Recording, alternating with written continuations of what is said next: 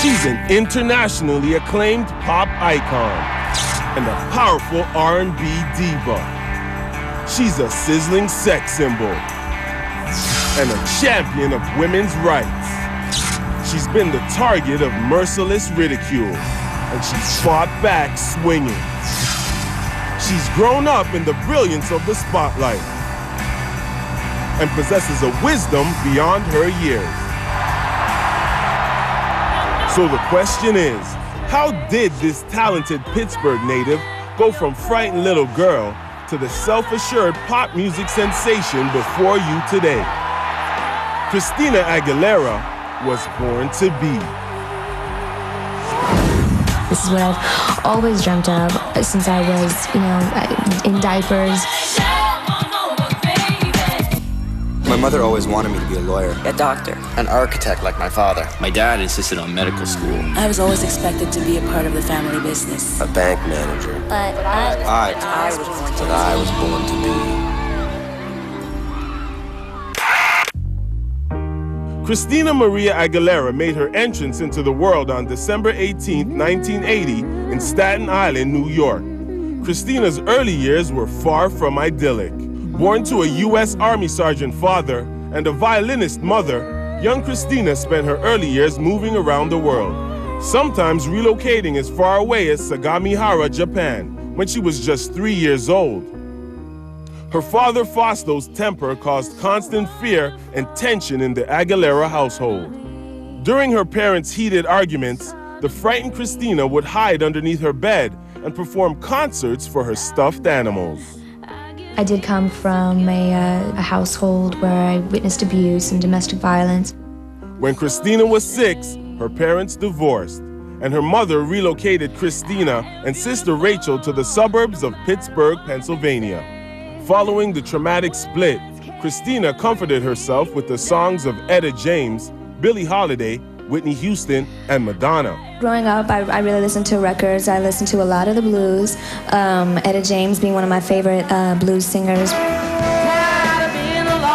It was Christina's doting grandmother who first noticed her mature singing voice and encouraged the young chanteurs to enter talent shows.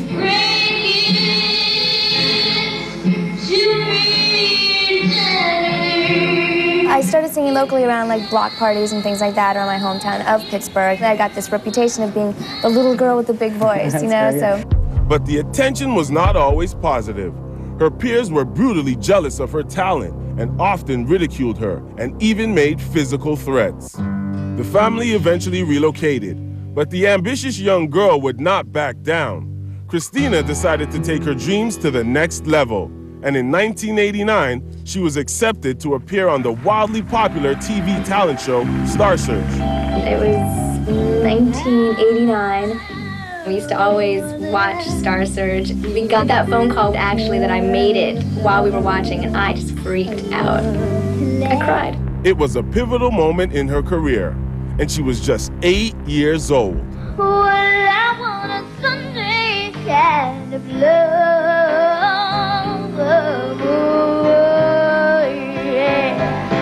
Blessed with the gift of perfect pitch, an incredible 4-octave range, and sensitivity beyond her years, Christina had the magic combination that other performers spend a lifetime cultivating.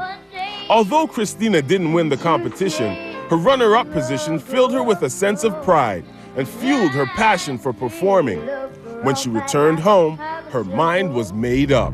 She was going to be a star, and no one would hold her back.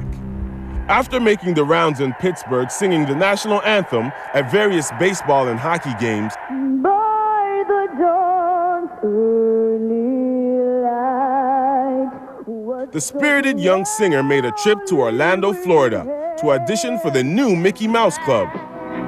a new religion that'll bring you all to your knees. Oh, red velvet, it's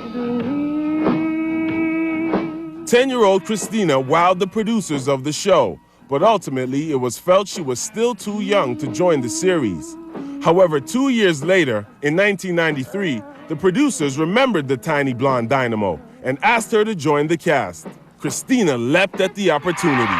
In the Mickey Mouse Club, we would have comedy skits, dance numbers, cover songs, and things like that. Now I see on TV, you know, Britney Spears, JC and Justin from NSYNC, and Carrie Russell from Felicity, and we had a blast. The show gave Christina increased visibility and opened the door to further opportunities. She began recording demos in an attempt to get signed to a record label. And in 1998, after singing the difficult-to-reach high E note above middle C on an audition tape, was asked to record the single Reflection for the Disney film Mulan.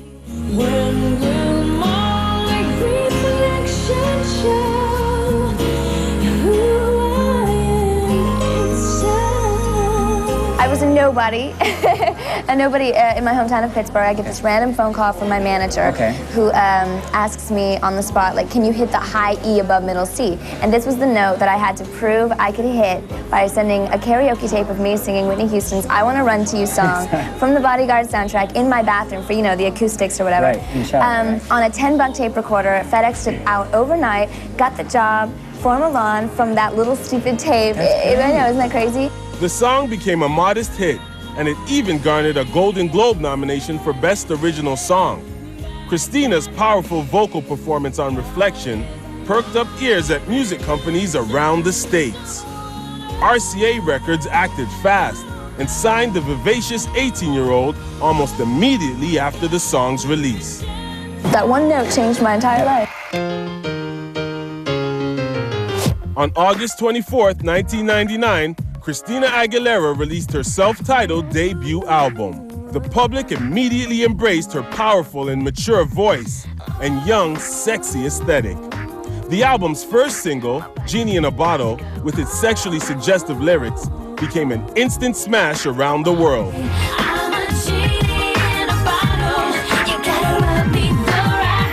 People want to perceive Genie in a Bottle, of course, as being like a sexual song, but of course it taps on the issue, but it's dealing with peer pressure, really, and it's like about not giving your love away. And really it's about, you know, it's for the ladies to say to their guys, give me self-respect, you know, treat me the right way and I'll give my love to you, but you gotta work for it. The three more singles that followed, What a Girl Wants, I Turn to You, I turn to you. and Come On Over, Baby,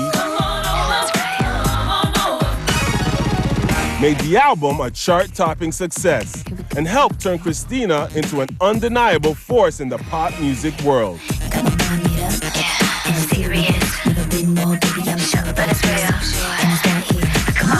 In 2000, Christina earned the coveted Grammy for Best New Artist, beating out her old Mickey Mouse comrade, Britney Spears.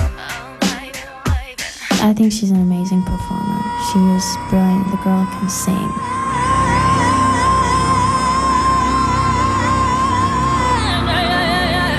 Her natural talent and fearless approach to hard work brought Christina Aguilera from block parties to worldwide stadium tours.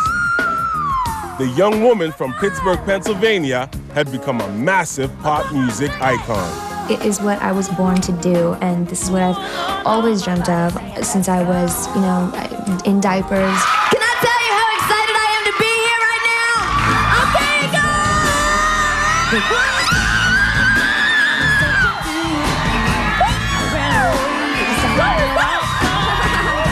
All right, you guys, thank you very much. With a smash record under her belt, pressure to follow up with an equally successful offering loomed. But fame had also raised some new issues for the pop star.